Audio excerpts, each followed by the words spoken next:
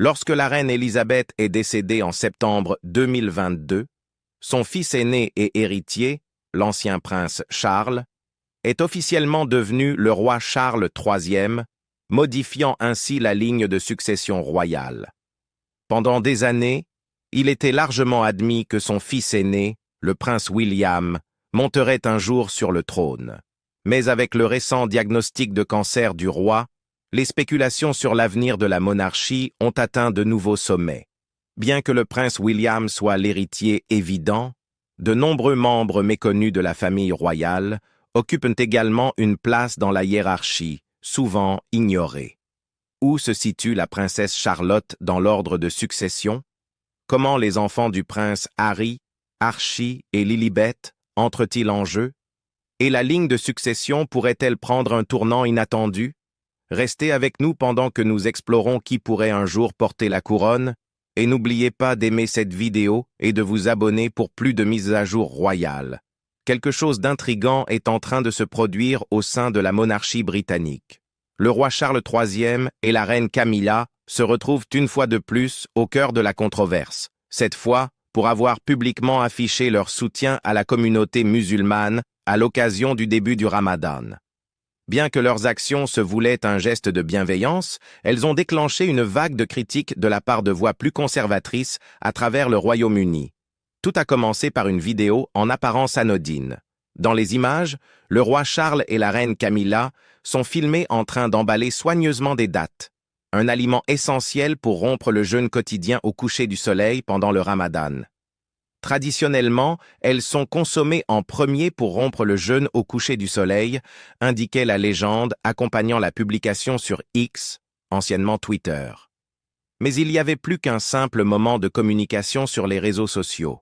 La Maison royale a précisé que les dates préparées personnellement par les monarques étaient destinées aux hôpitaux locaux afin d'être intégrées à l'iftar, le repas marquant la fin du jeûne quotidien. Mais ce n'était pas tout. Ce même jour, le couple royal a engagé des discussions significatives avec des femmes musulmanes influentes, notamment la joueuse de rugby Zainab Alema et l'écrivaine Hadjera Memon. Plus tard, ils ont rencontré le chef syrien Imad Al-Arnab dans son restaurant, Imad's Syrian Kitchen. Enfin, dans un dernier geste de rapprochement, la Maison royale a publié une déclaration officielle adressant ses meilleurs vœux à tous ceux qui observent le Ramadan, non seulement au Royaume-Uni, mais aussi à travers le Commonwealth et le monde entier. Les réactions négatives ne se sont pas fait attendre. Les réseaux sociaux ont explosé en opinions tranchées, beaucoup rejetant catégoriquement les actions du roi. Un utilisateur a déploré « Pour moi, tout s'est terminé quand la reine est morte. Elle était une véritable force pour le bien de notre nation. » D'autres ont insisté sur le fait que le christianisme devait rester le seul centre des célébrations religieuses en Grande-Bretagne, affirmant « La seule religion qui devrait être célébrée et honorée dans n'importe quelle culture est la foi chrétienne. » Et puis, il y a eu des réactions encore plus extrêmes. Bientôt, il sera le calife du califat du Royaume-Uni avec l'abbaye de Westminster transformée en mosquée, pouvait-on lire dans un commentaire. Ce type de discours souligne à quel point les questions religieuses restent sensibles dans un pays où l'Église anglicane est une institution historique majeure. Mais une chose est certaine, le roi Charles n'est pas étranger à la controverse. Depuis son accession au trône, il a pris des décisions qui ont divisé l'opinion publique, qu'il s'agisse de son engagement fort en faveur de l'environnement ou de ses relations complexes au sein de la famille royale. Et maintenant, en soutenant ouvertement la communauté musulmane, il s'est une fois de plus placé au centre d'un débat qui touche profondément l'identité britannique. Est-ce un pas vers une monarchie plus inclusive et moderne, ou une rupture avec des traditions séculaires que certains estiment immuables? Une chose est sûre, chaque initiative dans le domaine religieux reste un sujet sensible, capable de susciter de vives divisions.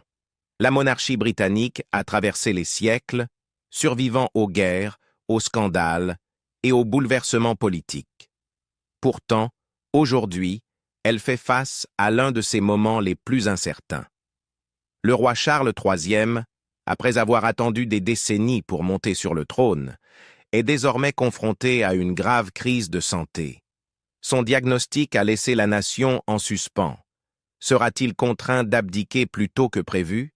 Et si tel est le cas, qu'est-ce que cela signifie pour l'avenir de la famille royale? Pour beaucoup, la réponse semble évidente. Le prince William, héritier du trône, est depuis longtemps perçu comme l'avenir de la monarchie. Jeune, populaire et déterminé, il incarne une vision modernisée de l'institution, visant à rapprocher la royauté du peuple. Mais tout le monde à Buckingham Palace ne partage pas cet enthousiasme. Une personne en particulier pourrait redouter silencieusement cette transition: la reine Camilla. Pour comprendre pourquoi, il faut examiner de plus près les dynamiques de pouvoir qui se jouent derrière les imposants murs du palais. Depuis l'annonce de la maladie de Charles III, les spéculations sur une abdication éventuelle se sont intensifiées. Bien qu'aucun plan officiel n'ait été confirmé, de nombreux experts royaux estiment que si son état s'aggrave, son règne pourrait s'achever bien plus tôt que prévu. Cela ouvrirait la voie à William pour monter sur le trône. Mais c'est précisément là que les choses se compliquent. William n'a jamais caché ses ambitions pour la monarchie. Il imagine une famille royale réduite, plus efficace, une institution qui se débarrasse des traditions désuètes pour se concentrer sur un engagement direct avec le public. Cependant, cette vision représente un problème pour Camilla. Sa position au sein de la monarchie est déjà fragile, et sa relation avec William n'a jamais été particulièrement proche. Des sources au sein du palais suggèrent qu'elle craint ce qui se passera lorsqu'il prendra le pouvoir. La reléguera-t-il dans l'ombre, réduisant son rôle à celui d'une reine oubliée? Certains pensent qu'elle a toutes les raisons d'être inquiète. Le parcours de Camilla au sein de la famille royale n'a jamais été simple. Longtemps vilipendée comme la femme qui aurait contribué à la fin du mariage de Charles et Diana, elle a fini par gagner une certaine acceptation auprès du public britannique. Mais cette acceptation a toujours eu ses limites. Elle n'était pas censée devenir reine consort. Du moins, pas selon les plans initiaux établis par feu la reine Élisabeth II. C'est Charles qui a insisté pour qu'elle reçoive ce titre, s'assurant qu'elle soit perçue comme son égale sur le trône. Désormais, alors que la santé de Charles est remise en question, la place de Camilla dans l'histoire semble à nouveau incertaine. Selon des murmures au sein de Buckingham Palace, elle aurait exhorté Charles à envisager un plan alternatif, un plan qui ne placerait pas directement William sur le trône. Sa raison? Elle le considérerait non seulement comme un réformateur, mais aussi comme une menace. Un roi qui pourrait défaire toute l'influence qu'elle a soigneusement bâtie au fil des ans. Cela place Charles dans une position impossible. D'un côté, William est l'héritier légitime, le fils de la bien-aimée princesse Diana, et le choix évident du peuple. De l'autre, son épouse, Camilla, exprime de profondes inquiétudes quant à son avenir. Mais Charles pourrait-il réellement changer le cours de la succession royale? Techniquement, la monarchie britannique suit un ordre strict d'héritage. Cependant, il existe des voies légales qui pourraient permettre au roi d'apporter certains ajustements, abdiquer en faveur d'un autre membre de la famille ou établir de nouveaux protocoles concernant le statut de Camilla sont des possibilités. Pourtant, toute tentative d'interférer avec la tradition serait perçue comme hautement controversée et pourrait ébranler la confiance du public dans la monarchie elle-même. Derrière des portes closes, les tensions montent. Selon certaines sources, Camilla craint que William n'agisse rapidement une fois devenu roi, réduisant son rôle, limitant ses apparitions publiques et lui retirant de nombreux privilèges dont elle a bénéficié. Certains initiés suggèrent même qu'elle pense qu'il pourrait tenter de l'effacer complètement du récit royal. C'est une bataille qui se joue à huis clos, à l'abri du regard du public, mais dont les enjeux pourraient façonner la monarchie pour les années à venir. Alors, que va-t-il se passer? Charles va-t-il se retirer et permettre à William de revendiquer sa place légitime sur le trône? Ou fera-t-il un geste de dernière minute pour protéger le statut de Camilla déclenchant ainsi une crise royale sans précédent? Une chose est sûre, les mois à venir seront déterminants. Alors que l'incertitude s'empare de Buckingham Palace, le peuple britannique ne peut que regarder et attendre, assistant à l'histoire qui se déroule sous ses yeux. Depuis des années, les tensions couvant au sein de la famille royale britannique, mais une nouvelle révélation menace d'ébranler ses fondations. Le prince William, futur roi, aurait tendu la main à son frère éloigné, le prince Harry, avec une nouvelle qui pourrait changer leurs relations et le destin de la couronne elle-même. Au centre de tout cela se trouve le roi Charles III. Sa santé fait l'objet de nombreuses spéculations depuis son accession au trône en 2022, après la mort de la reine Élisabeth II. Buckingham Palace a maintenu son habituelle discrétion, ne livrant que des déclarations soigneusement rédigées. Pourtant, malgré les efforts du palais, la vérité commence à émerger. Selon des rapports d'Aile nationale, les médecins auraient donné à Charles un pronostic dévastateur, indiquant qu'il ne lui resterait peut-être qu'une année à vivre. Cette nouvelle a provoqué des ondes de choc au sein de la monarchie, obligeant la famille royale à affronter une réalité inconfortable. Et pour William, cela représente une opportunité, peut-être la dernière, de réunir sa famille fracturée avant qu'il ne soit trop tard. Pendant des années, William et Harry se sont retrouvés dans des camps opposés. Leur lien autrefois indéfectible a été brisé par des événements qui se sont déroulés sous les yeux du monde entier. Le départ de Harry de la vie royale, les interviews explosives, le livre révélateur et les accusations persistantes qui n'ont fait qu'accentuer la fracture. Leur querelle est devenue l'un des conflits royaux les plus médiatisés de l'histoire moderne, et une réconciliation semblait presque impossible.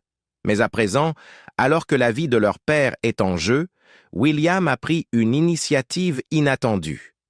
Il aurait tendu la main à Harry, non pas en tant que rival, ni en tant que futur roi, mais en tant que frère. Selon certaines sources, le prince de Galles a estimé qu'il était de son devoir d'informer personnellement Harry, de lui faire comprendre à quel point l'état de leur père était grave. La question est, comment Harry va-t-il réagir? Pendant des années, il est resté éloigné des rouages internes de la monarchie. Sa nouvelle vie en Californie, loin du protocole royal, lui a offert une liberté, mais à quel prix? Sa relation avec sa famille en a souffert, et sa place au sein de l'institution reste incertaine. Pourtant, ce moment pourrait marquer un tournant. Au fil des semaines, la tension à Buckingham Palace devient impossible à ignorer. Chaque geste de William et Harry, à partir de maintenant, sera scruté. Imaginez une tradition royale qui existe depuis des générations, une pratique si profondément ancrée dans la monarchie qu'elle n'avait presque jamais été remise en question, jusqu'à aujourd'hui. Quelque chose est en train de changer au sein de la famille royale, et au cœur de cette transformation se trouve nulle autre que la princesse de Galles, Catherine Middleton. Connue pour son élégance, son dévouement envers sa famille et son inébranlable sens du devoir, Kate fait un geste audacieux, un geste qui pourrait redéfinir l'avenir de la monarchie. Mais qu'est-ce qu'elle est en train de changer exactement? Et pourquoi cette tradition n'avait-elle jamais été remise en cause auparavant? Posons le décor. La famille royale britannique repose sur des coutumes, certaines glamour, certaines extravagantes, et d'autres un peu plus controversées. L'une de ces traditions, connue sous le nom de blooding, a longtemps été un rite de passage pour les jeunes membres de la royauté. Il s'agit d'un moment où, après leur première mise à mort lors d'une chasse, que ce soit un cerf ou un renard, le sang de l'animal est étalé sur leur visage. Cette pratique a été perpétuée par des générations de membres de la famille royale, signifiant leur lien avec la culture ancestrale de la chasse qui a toujours été une partie intégrante de la vie aristocratique. Mais pour Kate, mère avant d'être royale, c'est une étape de trop. Selon l'auteur royal Tom Quinn, la princesse de Galles a été claire, ses enfants, le prince George, 11 ans, la princesse Charlotte, 9 ans, et le prince Louis, 6 ans, ne participeront pas à ce rituel. C'est une décision ferme et définitive qui rompt avec une tradition royale vieille de plusieurs siècles. Mais pourquoi maintenant? Et pourquoi Kate? L'experte royale Hilary Fordwich a apporté un éclairage sur cette décision, expliquant que Kate, issue d'un milieu de classe moyenne, n'a jamais été élevée avec ses traditions aristocratiques. Contrairement aux générations précédentes de mères royales, elle n'a pas grandi dans de grands domaines où la chasse faisait partie du mode de vie. Au lieu de cela, elle a été élevée dans un foyer chaleureux et attentif où l'enfance signifiait autre chose. Et voici la partie intéressante. Elle n'est pas seule dans cette démarche. Le roi Charles III et le prince William, deux figures qui ont passé toute leur vie attachées à la tradition, se tiennent à ses côtés. Le prince William, un homme qui a lui-même participé à la tradition de la chasse-enfant, évolue aussi avec son époque.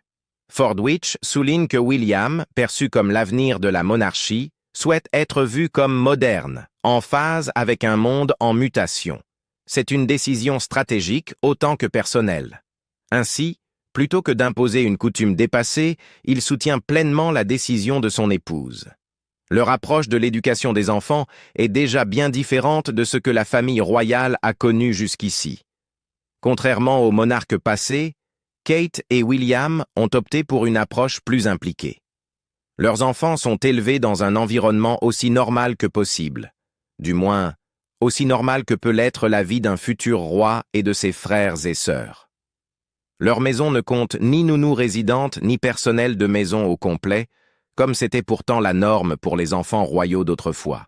Au contraire, Kate veille à ce que ses enfants aient des responsabilités, des tâches domestiques et un cadre structuré, à l'image des familles ordinaires.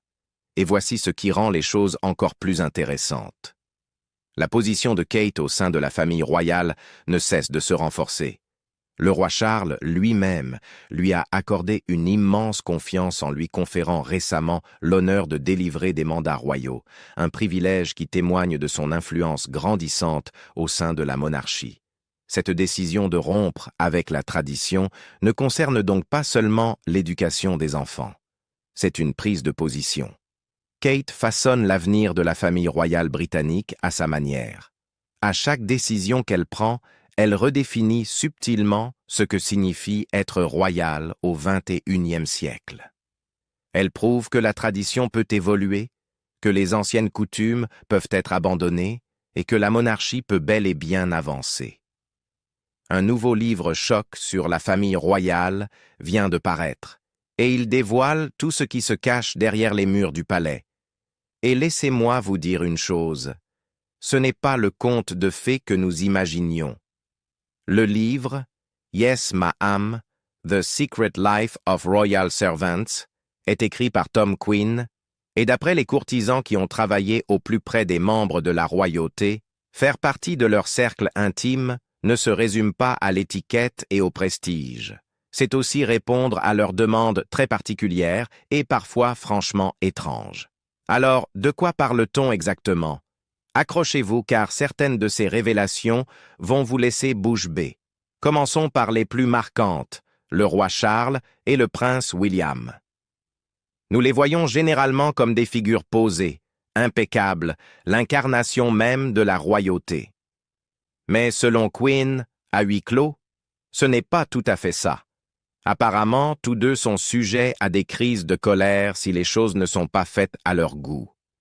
Un ancien employé a même révélé que tous les deux s'irritent très vite. Ils sont très pointilleux. C'est naturel chez eux. Et quand on dit pointilleux, c'est un euphémisme. Leurs costumes doivent être repassés et disposés uniquement après une période de consultation, la veille au soir. Leurs chaussures, cirées à la perfection. Leurs cravates, méticuleusement choisies. Et leurs bains?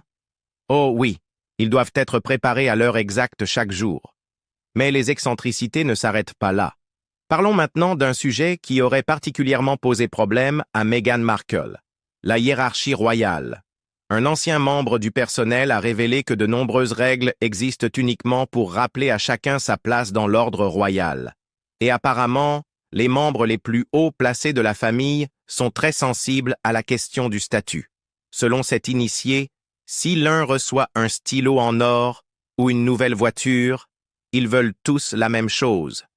Oui, vous avez bien entendu, la famille royale fonctionne en réalité comme une rivalité entre frères et sœurs, mais à une échelle bien plus grandiose. Mais attendez, si vous pensiez que c'était mesquin, attendez de découvrir l'histoire du prince Andrew.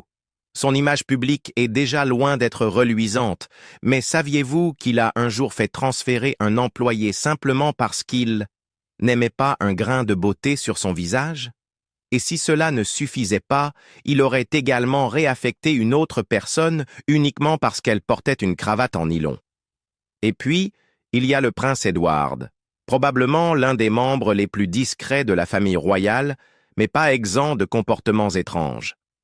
Un ancien employé affirme qu'Edward a déjà réprimandé son chauffeur, non pas pour s'être perdu ni pour être arrivé en retard, mais pour avoir trop souvent regardé dans le rétroviseur.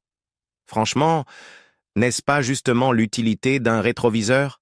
Alors après avoir entendu tout cela, on est en droit de se poser la question, s'agit-il simplement d'habitudes excentriques de personnes ayant toujours vécu dans le luxe? Ou est-ce la preuve que la famille royale est totalement déconnectée de la réalité?